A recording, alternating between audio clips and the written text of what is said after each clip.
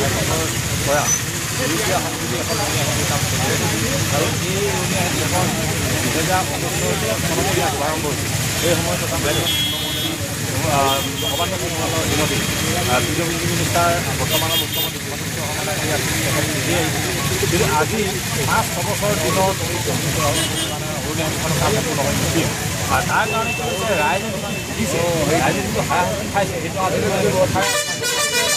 গতিকে আজি আমি এই পঞ্চায়তস্থলীৰ পৰাই আমি মুখ্যমন্ত্ৰীগৰাকীক আমি জনাব বিচাৰিছোঁ যে গুৱাহাটীত এখন উৰণীয়া সেঁতু ডাঙৰ উৰণীয়া সেঁতু যিদৰে এবছৰৰ ভিতৰত কাম সম্পূৰ্ণ কৰিব পাৰে, এবছৰৰ ভিতৰত কাম সম্পূৰ্ণ কৰি ৰাইজৰ কাৰণে মুকলি কৰিব পাৰে, তেনেকুৱা ব্যৱস্থাটো ইয়াত কিয় কৰিব পাৰে।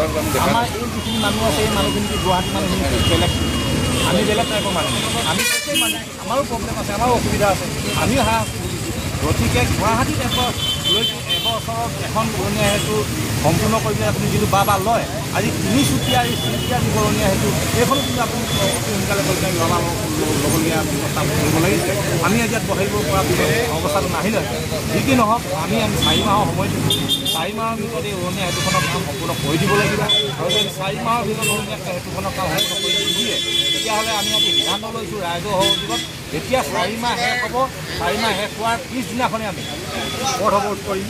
তাতকৈ বেলেগ ধৰণৰ আমি কাৰ্যসূচী ল'বলৈ আমি বাধ্য হ'ম, কাৰণ কেলৈ আমি ৰাইজৰ কথা শুনি আছোঁ, ৰাইজৰ মতে চলিম, ৰাইজৰ লগত আছে। গতিকে মুখ্যমন্ত্ৰীগৰাকীয়ে যদি 4 মাহৰ ভিতৰত আমাৰ এই উৰণীয়া সেঁতুখনৰ কাম সম্পূৰ্ণ কৰি দিব নোৱাৰে আৰু যিটো ঠিকাদাৰী প্ৰতিষ্ঠান ভাৰতীয় ইনফ্ৰা প্ৰাইভেট লিমিটেড, এই ঠিকাদাৰী প্ৰতিষ্ঠানটো যদি তেওঁলোকৰ কোনো কথা ঠিকা নাই, কোনো যদি বুজাবুজি নাই, তেতিয়াহ'লে 4 মাহৰ ভিতৰত তেওঁলোকে কামটো সম্পূৰ্ণ কৰি দিবৰ বাবে সেই ঠিকাদাৰী প্ৰতিষ্ঠানটোক পেচা পৰীক্ষক ব্যৱস্থা কৰে। অনুভৱ কৰিব লগা হৈছে এই যিটো ৰাস্তা কাৰণে, যিখন দলঙৰ কাৰণে আমি ইয়াত আজি ধৰ্মঘট নিচিনা এটা কাৰ্যসূচী ল'ব লগা হৈছে। এই ৰাস্তাটো বৃহৎ ৰাস্তা, সেইটো ৰাস্তাৰ ভিতৰতে আমাৰ কমাৰ্চ কলেজ আছে, জাতীয় বিদ্যালয় আছে, সেইটো ৰাস্তাৰ মাজেদিয়ে তাৰ ভিতৰত কেইবাখনো বাগান আছে আৰু 13-14খন গাঁও আছে।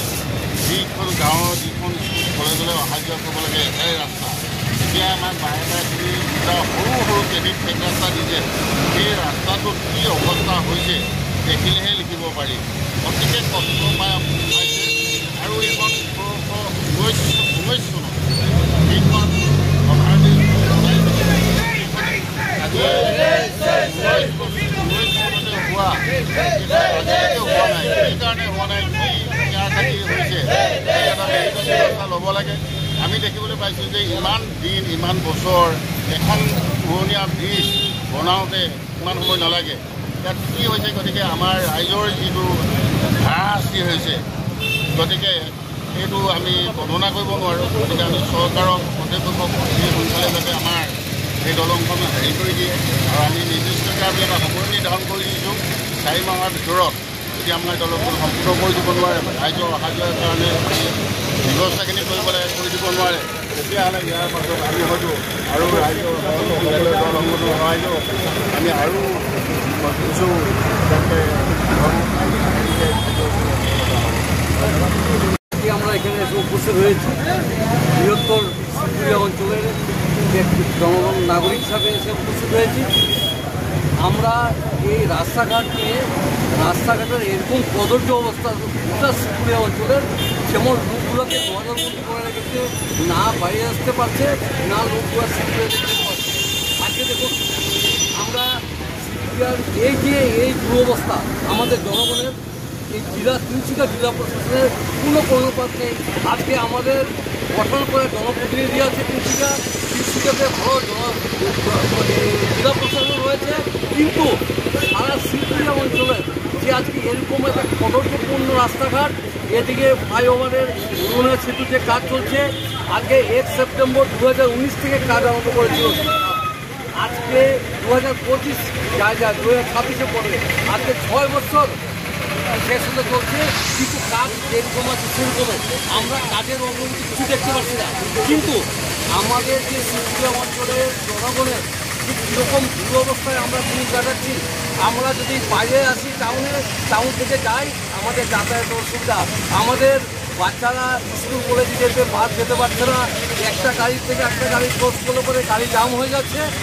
সামনে আমাদের দুর্গাপূজা, সেই দুর্গাপূজাতে যে কী অবস্থা হবে শিবপুরিয়া অঞ্চলের, শিবপুরিয়া অঞ্চলের লোক বাড়ি আসতে পারবে না, বাইরের লোক শিবপুরিয়া অঞ্চলে যেতে পারবে না। কিন্তু জেলা প্রশাসন সম্পূর্ণ যেমন অন্ধ হয়ে আছে, আজকে আমাদের জেলা প্রতিনিধির, আমাদের জনপ্রতিনিধির যেন কোনো কর্ণপাত নেই, এগুলোকে নিয়ে কোনো প্রতিবাদ নেই। আজকে আমরা এইখানে এসে উপস্থিত হয়েছি, আজকে আমাদের সংগঠন বদল তাই এখন ছাত্র সংস্থা আজকে এটাকে একটা উদ্যোগ নিয়েছে ওরা। কাজেই আমি আজকের এই প্রতিবাদ কার্যসূচি যে ধর্ণা কার্যসূচি আজকে করছে বদল তাই এখন ছাত্র সংস্থা, তাদেরকে অশেষ ধন্যবাদ জানাচ্ছি যে ওরা আমাদের হয়ে আজকে এই বৃহত্তর শিবপুরিয়া অঞ্চলের যে অসুবিধা দুর্ভোগ তারা আজকে সেটা উপলব্ধি করতে পেরেছে।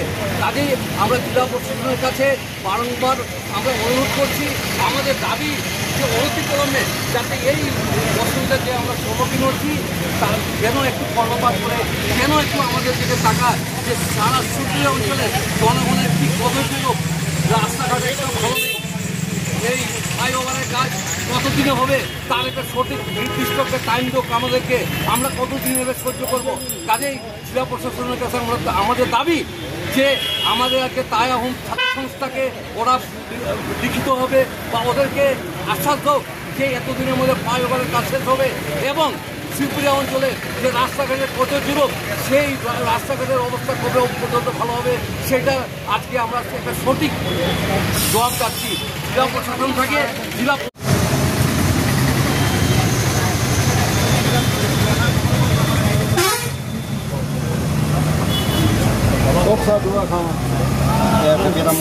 আপোনালোকে আঁতৰি দিয়ক, তেখেতে